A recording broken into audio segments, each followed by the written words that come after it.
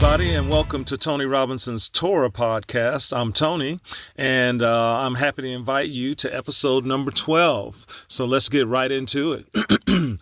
In episode 11, I presented to you 4 of 5 foundational themes that identify and define a biblical man-child. And so I only presented 4 of those 5. And we won't get to the 5th one until episode 13. But concerning those 4 or 5, this is what we learn. Revelation chapter 12 is definitely our most consequential passage in the entire book of Revelation, and it contains 4 of 5 key themes that identify a biblical man-child. And you'll remember that Revelation chapter 12 is the central axis of a chiastic structure or thematic arrangement of the book of Revelation. And so therefore, being the central axis, it is the most important element of the book of Revelation. And so we need to understand it so that we can understand the rest of the book.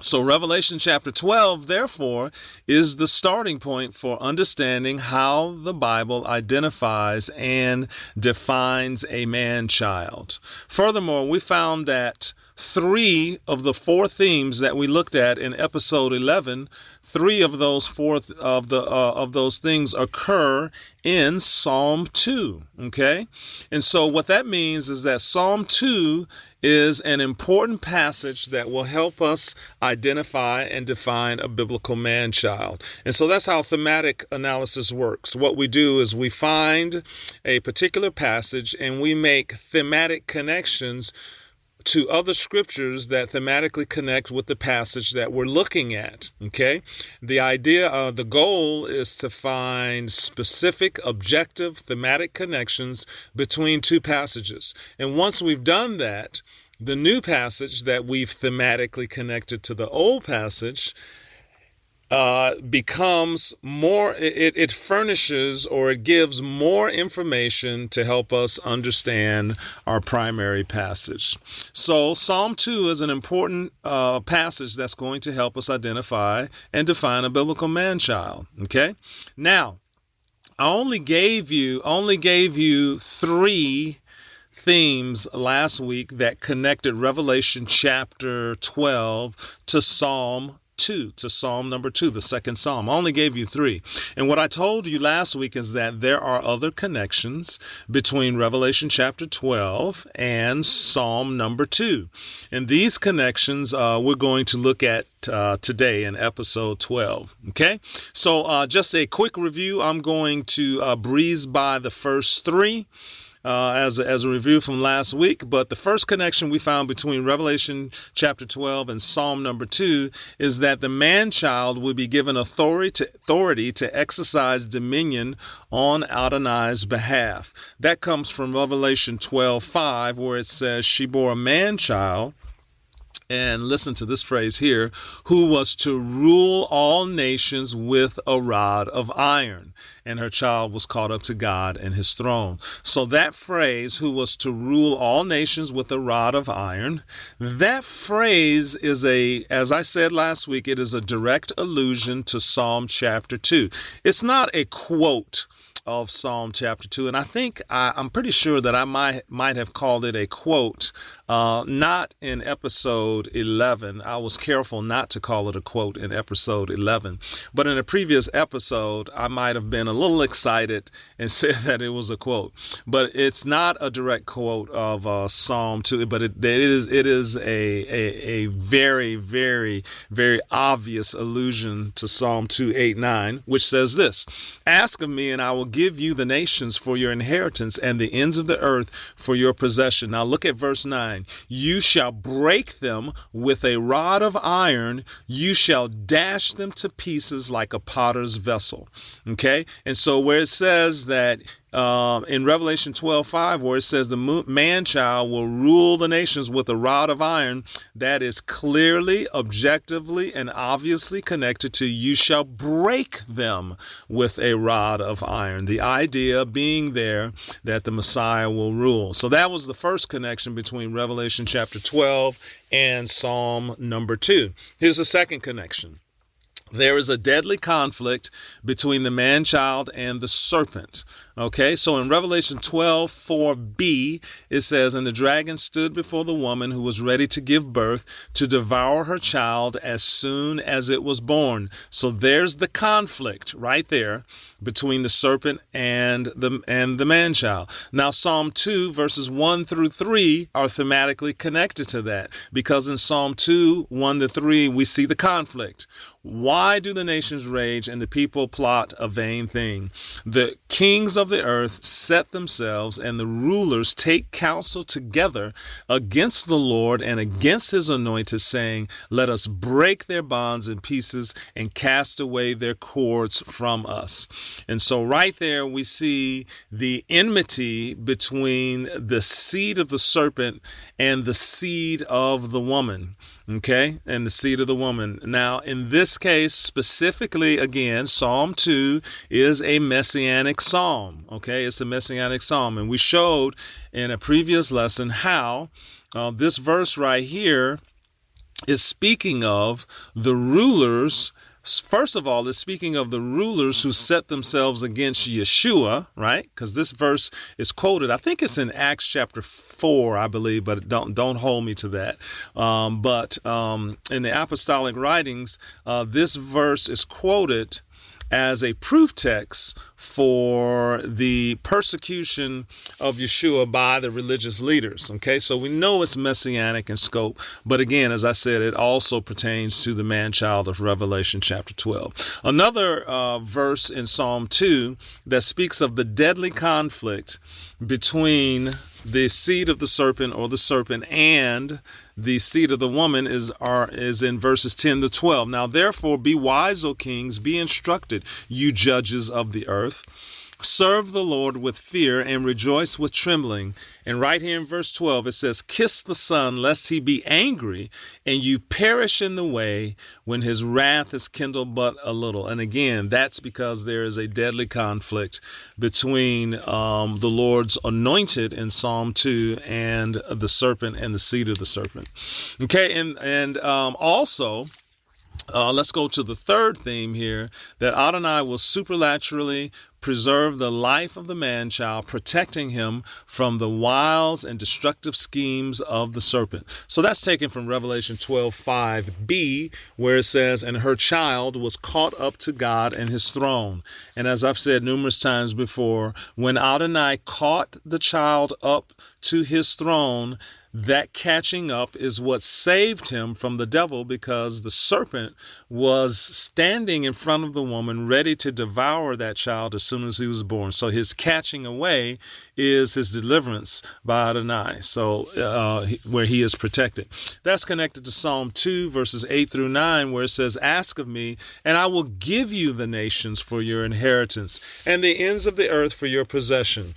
You shall break them with a rod of iron, you shall dash them to pieces like a potter's vessel." And so again, what's happening there is the anointed of Adonai is being told that he will be victorious over his enemy. Okay, and so now let's look at some more connections between Revelation chapter 12 and Psalm 2. So we're looking at connections between the man-child of Revelation chapter 12 and Psalm chapter 2. So Revelation 12:5, it says, "She bore a man-child." Now, what I want you to think of here is that a birth is happening here, right? It is a birth. Now, we've covered in previous episodes how when it says she bore a man-child, that the birth of the man-child is not a literal physical birth, but it is the resurrection to life of the man-child. And we gave you a number of scriptures, and we gave you a number of scriptures that teach that birth is sometimes used to teach us about resurrection. And so the birth of the man-child is the resurrection of the 144,000. The man-child is the 144,000 spoken of in Revelation chapter 7 and in Revelation chapter 14.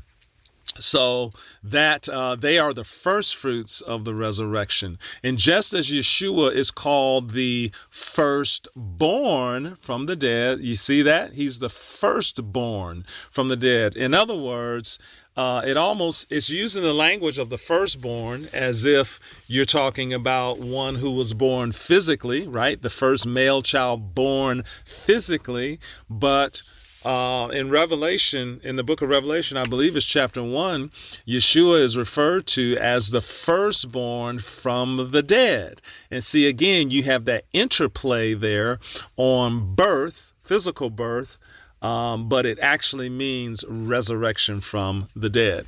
Okay, so she bore a man-child in Revelation 12:5. That's thematically connected to Psalm 2, verse 7, where it says, I will declare the decree, the Lord has said to me, you are my son, today I have begotten you. So look at that phrase, today I have begotten you. Now, according to Acts 13:33, Yeshua was the firstborn from the dead, and he was born in the sense that he was resurrected. In other words, if you go and look at Acts 13:33 in context, the apostles are quoting Psalm 2 verse 7, where it says, "Today I have begotten you," and in Acts 13:33, it's telling us that prophecy, "Today I have begotten you," is a prophecy of Yeshua's resurrection, okay? His resurrection from the dead. And so again, the connection here is that Revelation 12:5 says that she bore a man-child, and that bearing of a man-child is his resurrection from the dead. All right, they're the first fruits of the resurrection. And then in Psalm 2:7, it's speaking, and it says, "Today I have begotten you," and that's speaking of Yeshua's resurrection from the dead. Okay, so what's going on here is we're seeing lots of similarities, right, between the man-child of Revelation 12 and Messiah. And now some of you may think, well, that's, well, I won't say, hopefully most of you realize that the man-child of Revelation 12 is not Yeshua, but some of you may be thinking, well, it's because it's Messiah Yeshua. And that's just not the case. I mean, we've shown in previous episodes that the man-child is definitely not Yeshua, but what we're going to find is that Yeshua is a man-child. He is the man-child of man-childs, but there are other biblical figures in the scriptures who are also a man-child, and one of them is this 144,000. And so that's why it can be a little confusing, and that's why many people think that the man-child of Revelation 14 is Yeshua, but it's not. Okay? All right, so we shouldn't be surprised when we see some similarities between the two. How about another connection? This is connection number 5, okay, between Revelation 12 and Psalm 2. In both passages, there's a planned rebellion against Adonai's authority. And I love this connection here. This is El Primo connection right here, right? So what we're doing is we're just looking at Revelation 12 and Psalm 2, and we're seeing that there are lots of connections. So Revelation 12:4-9, it says, "His tail drew a third of the stars of heaven and threw them to the earth." Okay, right there, right? That's the serpent doing that. And let's jump to verse 7. It says, "And war broke out in heaven. Michael and his angels fought with the dragon, and the dragon and his angels fought. But they did not prevail, nor was a place found for them in heaven any longer." So this passage here, Revelation 12:4-9, is outlining for us a battle that broke out in heaven. In other words, there was a rebellion that broke out in heaven. Well, in Psalm number 2, verses 1-3, it says this: "Why do the nations rage and the people plot a vain thing?" It says, "The kings of the earth set themselves, and the rulers take counsel together against Adonai and against his anointed, saying, let us break their bonds in pieces and cast away their cords from us." And so again, As you can see, this is a clear objective connection. There is a rebellion in heaven in Revelation 12, 4 through 9, right? There's a rebellion against God. And in Psalm 2, verses 1 through 3 is speaking of a rebellion again, right? Okay, here's the sixth connection between Revelation 12 and Psalm 2. Or it says, Adonai will overthrow those who rebel against him. So in Revelation 12, 7 through 9, it says, and war broke out in heaven. Michael and his angels fought with the dragon, and the dragon and his angels fought. But they did not prevail, nor was a place found for them in heaven any longer. So the great dragon was cast down, that serpent of old called the devil and Satan, who deceives the whole world. He was cast to the earth, and his angels were cast out with him. In other words, this rebellion will be squashed. It will be squashed. And that is connected to Psalm 2, verses 4 through 5, where it says, he who sits in the heavens, look at that. Where is it? Where is he? In the heavens. Where did that battle in Revelation 12 take place? In the heavens. Okay, just giving you some more connections. All of these words and phrases and prepositions and all of those things help establish the deep objective connections between these two passages. But it says, he who sits in the heavens shall laugh. The Lord shall hold them in derision. Then he shall speak to them in his wrath and distress them in his deep displeasure. In other words, Adonai is going to overthrow those who rebel against him. All right, how about a seventh connection between Revelation chapter 12 and Psalm 2? This comes from Revelation chapter 12, verse 10. Then I heard a loud voice saying in heaven, now salvation and strength and the kingdom of our God and the power of his Messiah have come. For the accuser of our brethren who accused them before our God day and night has been cast down. Okay, well, this is specifically talking about the establishment of God's kingdom. He says, now salvation and strength and the kingdom of our God and the power of his Messiah have come. The kingdom has been established. Well, in Psalm 2, verse 6, what does it say? Yet I have set my king on my holy hill of Zion. Okay, again, this is I'm not sure that this is the actual coronation of the king. Kind of sounds like it, but what we see here is that Adonai is setting up his king. In other words, when he's setting up his king, he is setting up his kingdom. And that's thematically connected to Revelation 12, verse 10. Okay, so we're just seeing all these wonderful, objective, thematic connections establishing that Psalm 2 and Revelation chapter 12, that those two passages are related to each other. And the reason why is because they're both talking about a man-child, okay?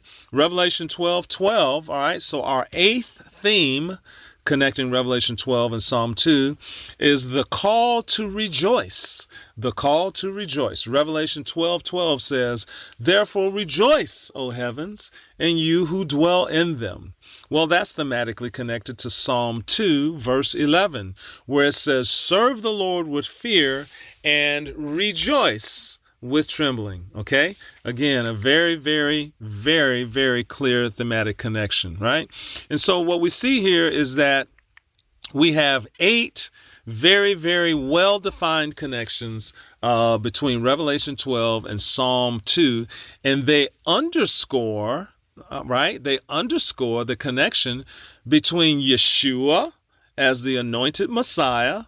We'll get that from Psalm 2. And they underscore that connection between him and the 144,000 as the man-child in Revelation chapter 12. So I want you, and so again, remember that Psalm 2, from Yeshua's own lips, Psalm 2 does not always refer to Messiah Yeshua. And Yeshua taught that himself in Revelation 2, 26 through 27. In Revelation 2, 26 through 27, it says, let me pull that up here. Yeshua said, And he who overcomes and keeps my works unto the end, to him I will give power over the nations. And then Yeshua, speaking of those who overcome, who will have power over the nations, Yeshua quoted from Psalm 2, verse 9. Well, not quoted, but he alludes to it here.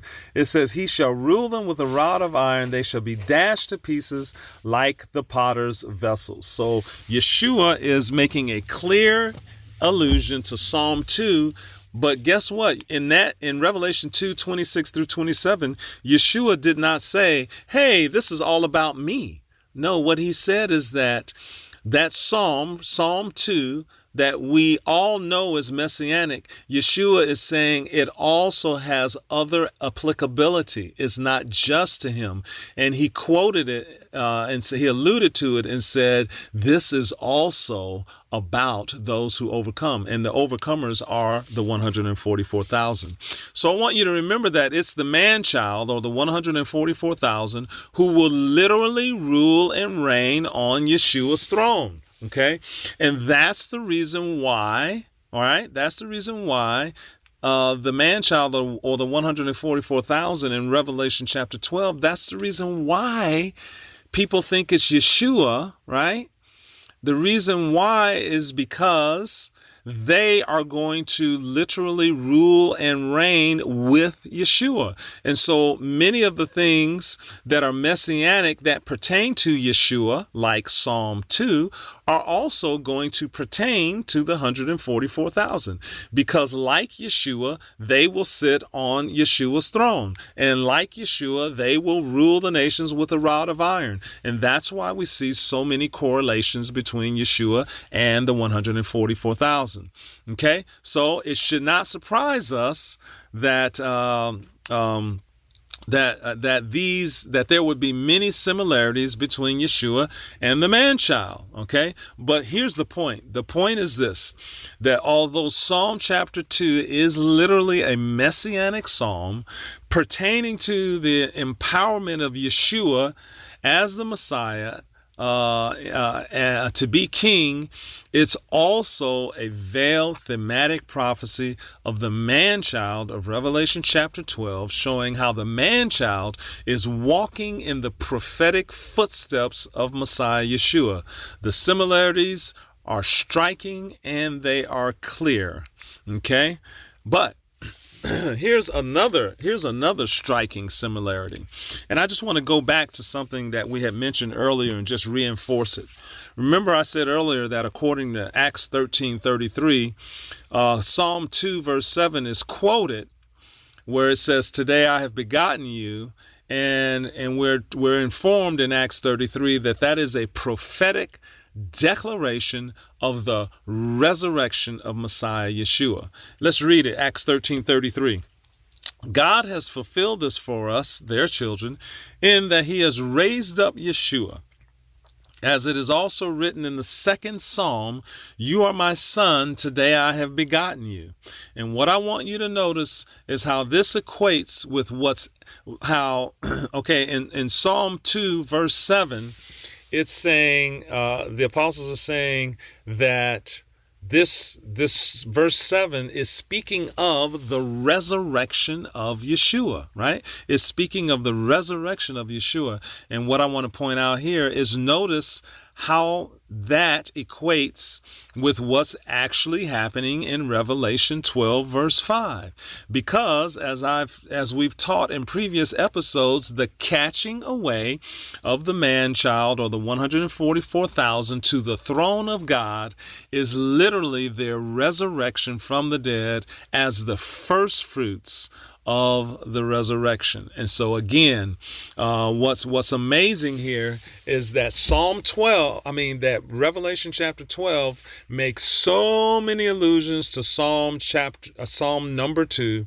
And Psalm number 2 specifically has a verse about Yeshua's resurrection. And of course, that is thematically connected to the resurrection, the first fruits resurrection of the 144,000 in Revelation chapter 12. So, the plot thickens. We continue to move on. And so what we've done now is we've seen that as we develop our theology of the man-child, we have Revelation chapter 12, which contains our four of our five foundational themes, and we've seen that Psalm chapter 2 is very important in our development of our theology of the man-child. It's Psalm chapter 2 that informs us that a man-child will rule the nations with a rod of iron. It talks about the conflict with the man-child, etc., etc. So in episode number 13, what we're going to do is we're going to show you how Psalm number 2 is intimately thematically connected with Psalm number 8. Okay, so let's see how we're doing that. We start off in Revelation 12. We make connections to Psalm 2, and then as we meditate on Psalm 2, and as we get better understanding of Psalm 2, we see that it's thematically connected to Psalm 8. And so in the next episode, episode 13, what we'll do is we'll make that connection to Psalm 8.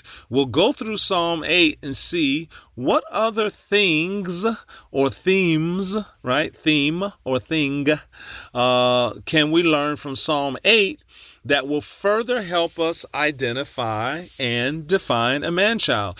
And it's within Psalm 8 that we will find the fifth theme that I alluded to last week and earlier in this presentation. So next week, as I said, we'll look at Psalm 8. We'll figure out what that fifth theme is, and then we will have the five major themes that define and identify a man-child. And from there, we'll be able to take those themes and go throughout the scriptures, beginning in Genesis, and find who was a man-child according to the definition of a man-child established by Revelation 12 and Psalm 2 and Psalm 8. And then from there, we'll bring in many other scriptures through our thematic connections, and it's just going to be a beautiful thing. So I'm extremely blessed to be able to share these things with you. I hope and I pray in the mighty name of Yeshua that you are blessed and that you are encouraged. I pray that the Word of God will come alive to you. In Yeshua's name, I pray that the Holy Spirit would teach you, lead you, and guide you. I am just sharing with you the things that the Lord has shown with me. And so it's my prayer that He would literally be your teacher and that He would speak to your heart. So I pray in the mighty name of Yeshua that you would behold wondrous things from His Torah. In Yeshua's name, shalom, shalom, amen.